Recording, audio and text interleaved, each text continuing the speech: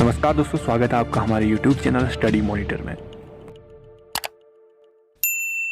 दोस्तों, मध्यकालीन भारतीय इतिहास की इस वीडियो में हम जानने का प्रयास करेंगे सल्तनत काल के प्रमुख अधिकारी एवं उनके कार्य, विभाग या प्रशासन और लेखक एवं उनकी रचनाएं तथा स्थापत्य कला के चर्चित प्रतीकों के बारे में। तो आइए, पहला टॉपिक है दिल्ली सल्तनत काल के प्रमुख अधिकारी और उनके कार्य। और दोस्तों, अगर आपने दिल्ली सल्तनत काल के सभी इंडिविजुअल वीडियोस नहीं देखे हैं तो आपको डिस्क्रिप्शन बॉक्स में पूरी प्लेलिस्ट का लिंक पहले नंबर पर मिल जाएगा, वहां से आप लोग एक बार ज़रूर चेकआउट करें। तो आइए सबसे पहले जान लेते हैं प्रमुख अधिकारी और उनके कार्य। तो पहला अधिकारी था वज़ीर या फिर दीवान विजारत भी बोल सकते हैं, जिसे मुख्यतया जो है प्रधानमंत्री भी बोला जाता था। और इसका कार्य रहता था साम्राज्य की आय तथा व्यय का लेखा जोखा करना। जी हाँ, या फिर आप लोग कह सकते हैं कि यह राजस्व विभाग का प्रमुख रहता था। नेक्स्ट है अज़ीर ए मुमालिक। जी हाँ, अज़ीर ए मुमालिक जो अधिकारी था वो सैन्य विभाग का सर्वोच्च अधिकारी था, या फिर आप लोग कह सकते हैं इसे दीवाने अर्ज का प्रधान। नेक्स्ट था रसालात ए मुमालिक, जो कि विदेश विभाग का प्रधान हुआ करता था। तो इनमें से कैसे भी प्रश्न बने, आप लोग इन पॉइंट्स को नोट करें और इनको जरूर याद रखें। नेक्स्ट है इंसा ए मुमालिक, जो ये अधिकारी था वो पत्राचार विभाग का प्रधान था। और दोस्तों, अगला अधिकारी है वकील ए दर, जो कि शाही महल और सुल्तान की व्यक्तिगत सेनाओं का तथा सुल्तान की गृहस्थी का अधिकारी था। तो अगर प्रश्न बनता है कि सुल्तान के गृहस्थी का अधिकारी क्या कहलाता था, तो आंसर हो जाएगा वकील दर। नेक्स्ट है अमीर ए शिकार। तो इसका जो कार्य रहता था वो शाही शिकार का प्रबंध करना। और नेक्स्ट है अमीर ए बहर, जिसका कार्य रहता था जल मार्गों की देखभाल एवं उनके नियंत्रण की व्यवस्था। नेक्स्ट मंत्री या फिर अधिकारी आप लोग कह सकते हैं, जिसका नाम है दीवान ए रियासत, और इसका कार्य था बाजार पर नियंत्रण रखना। और अगला है बरबक, जिसका कार्य था दरबार की कार्यवाही संपन्न और संचालित करना। जी हाँ, दरबार की जितनी भी कार्यवाही होंगी उनको संपन्न और संचालित करना रहता था बरबक का कार्य। और अगला अधिकारी है साहना ए पील। याद रखना, ये पॉइंट्स जो है याद नहीं रहते हैं, तो इनको ध्यान से आप लोग देखें और इनको 2-4 बार रिवीजन करें। तो हस्तिशाला का प्रधान हुआ करता था साहना ए पील। और अगला अधिकारी है अमीर ए आखुर, जो कि मैंने पहले भी वीडियो में बताया था, जो है अश्वशाला का अध्यक्ष, जिसे आप लोग कह सकते हैं अमीर ए आखुर। रजिया सुल्तान वाले में आप लोगों ने इसको देखा होगा।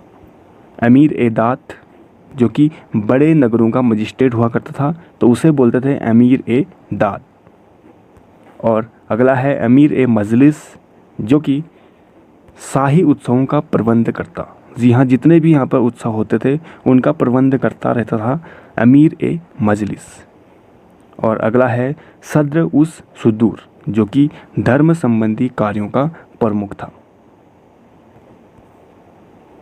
अगला है कोतवाल, शहर की शांति व्यवस्था का सर्वोच्च अधिकारी, यानी शहर में जितनी भी शांति व्यवस्था कराने का कार्य रहता था वो कोतवाल का रहता था, जो कि अभी भी कोतवाल आप लोग जानते होंगे।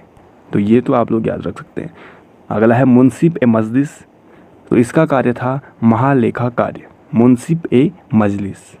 नेक्स्ट ऑफिसर था सर ए जानदार, जो कि सुल्तान के जितने भी अंगरक्षक होंगे उनका प्रधान ये रहता था। और अगला है मुफ्ती, जो कि इस्लाम धर्म का व्याख्याता आप लोग कह सकते हैं, इस्लाम धर्म का व्याख्याता को बोलते थे उस टाइम मुफ्ती। और बरीद ए मुमालिक, जो कि गुप्तचर विभाग का प्रधान, जितना भी बड़ा गुप्तचर विभाग के कर्मचारी थे उसका जो मुखिया था उसे बोलते थे बरीद ए मुमालिक। और अंतिम है काजी उल कजात, जो कि न्याय विभाग का प्रमुख था। सेकंड पॉइंट है दोस्तों सल्तनत काल के प्रमुख विभाग या फिर कह सकते हैं प्रशासन। तो उस टाइम पे इस विभाग को किस नाम से जाना जाता था, इसमें से प्रश्न जरूर एग्जाम में देखने को मिलता है, तो इनको आप लोग ध्यान से देखें और पॉइंट्स को नोट डाउन भी करें। पहला विभाग है आपके सामने दीवान ए विजारत, जो कि वज़ीर का विभाग हुआ करता था। इसका जो मुखिया था वो वज़ीर था या फिर प्रधानमंत्री भी उससे बोलते थे, जो कि मैंने इससे पहले बात करी थी। राजस्व विभाग का प्रमुख यानी वजीर। तो ये उसी का विभाग था। नेक्स्ट पॉइंट है दीवान ए आरिज, जो कि आपका था सैन्य विभाग, और दीवान ए इंसा जो था वो पत्राचार विभाग को बोला जाता था, और दीवान ए रसालात बोलते थे विदेश विभाग को। दीवान ए बिजारत वजीर का विभाग, दीवान ए आरिज सैन्य विभाग, दीवान ए इंसा पत्राचार विभाग, और दीवान ए रसालात विदेश विभाग। नेक्स्ट है दीवान ए बंदगान, जो कि दास विभाग है, और दीवान ए खैरात दान विभाग, और दीवान ए इस्तिहाक पेंशन विभाग। दोस्तों ये तीनों पॉइंट जो हैं काफ़ी इंपॉर्टेंट हैं। दीवान ए बंदगान जिसे दास विभाग बोलते हैं, दीवान ए खैरात जिसे दान विभाग बोलते हैं, और दीवान ए इस्तिहाक पेंशन विभाग। और बेसिकली दोस्तों ये तीनों विभाग जो है बनाने वाला जो सुल्तान था उसका नाम था फिरोज शाह तुगलक। जी हाँ, फिरोज शाह तुगलक के द्वारा ये तीनों विभाग बनाए गए थे। नेक्स्ट विभाग है दोस्तों दीवान ए मुस्तखराज, जिसे राजस्व विभाग बोलते हैं। और दोस्तों दीवान ए मुस्तखराज एक वित्त विभाग भी बोल सकते हैं, और इसे बनाने वाला जो सुल्तान था उसका नाम था अलाउद्दीन खिलजी। और लास्ट है दीवान ए अमीर कोही, जो कि एक कृषि विभाग है, या फिर इसे किसी किसी बुक में इस तरह से भी दिया होता है दीवान ए कोही। तो आप लोग ये पॉइंट ज़रूर याद रखें। और इसे बनाने वाला जो सुल्तान था उसका नाम था मोहम्मद बिन तुगलक। और जो सैन्य विभाग दीवान ए अर्ज, या फिर मैंने पहले बताया था आपका दीवान ए आरिज या दीवान ए अर्ज भी इसको बोला जाता था, और इसे बनाया था बलवान के द्वारा। अब हम जानते हैं दोस्तों सल्तनत कालीन महत्वपूर्ण रचनाएं। यहाँ से प्रश्न जरूर देखने को मिलता है। सल्तनत काल में जितने भी रचनाएं हुई हैं या तो लेखक पूछता है या फिर रचना पूछता है, तो ये ध्यान से आप लोग देखें और नोट डाउन करें। पहला लेखक है ज्ञानेश्वर, जिसकी रचना का नाम है मिताक्षरा। अगला है जयदेव, जिसने लिखा था गीत गोविंद, और ये सभी रचनाएं सल्तनत काल के दौरान लिखे गए थे। अगला है आपका अमीर खुसरो, जिसके बारे में हम पहले भी डिस्कस कर चुके हैं। तो इसकी पहली रचना तो थी तुगलकनामा, जो हमने पहले बात करी थी इसके बारे में। दूसरी रचना थी इसकी खजाइनुल फुतू, तीसरी रचना है कैरा नुस्सादैन, और चौथी रचना है आपकी नू सिपेहर।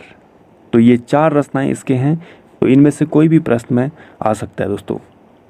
अगला लेखक है माधव, जिसने लिखी थी नकासुर विजय, और दोस्तों विद्यारण्य के द्वारा लिखी गई थी शंकर विजय।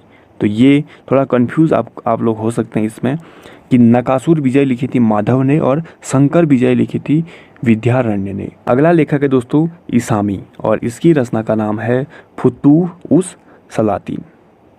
और फिरोज तुगलक, जिसने लिखी थी फतुहात ए फिरोज शाही, और इसके बारे में हमने पहले बताया भी था। और नेक्स्ट लेखक है जो कि काफ़ी इम्पोर्टेंट है याहिया बिन सरहिंदी, और इसकी रचना का नाम था तारीख ए मुबारक शाही। अगला है हसन निजामी, और इसकी रचना का नाम है ताजुल मासिर। नेक्स्ट है दोस्तों शम्स ए सिराज अफीफ, और शम्स ए सिराज अफीफ की रचना का नाम है तारीख ए फिरोज शाही। तो इसमें आप लोग कंफ्यूज मत होना। तारीख ए मुबारक शाही लिखी थी याहिया बिन सरहिंदी ने, और तारीख ए फिरोज शाही लिखी थी शम्स ए सिराज अफीफ के द्वारा। अगली रचना है और लेखक का नाम है जियाउद्दीन बर्नी, और इसकी रचना का नाम है फतवा ए जहांदरी। अंतिम लेखक है दोस्तों मिनहाज उस सिराज, और इसकी रचना का नाम है तबकात ए नासिरी। तो ये सभी थे आपके प्रमुख लेखक और उनकी रचनाएं जो कि सल्तनत काल के दौरान लिखी गई थी। यहाँ से प्रश्न जरूर देखने को मिलता है। इस वीडियो में हमने सभी इम्पोर्टेंट पॉइंट्स ही लिए हैं दोस्तों।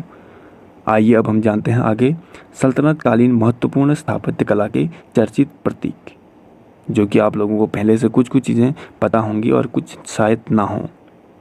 और दोस्तों अगर आपने अभी तक हमारे चैनल को सब्सक्राइब नहीं किया है तो प्लीज़ ज़रूर सब्सक्राइब करें, इससे हमें काफ़ी ज़्यादा मोटिवेशन मिलता है।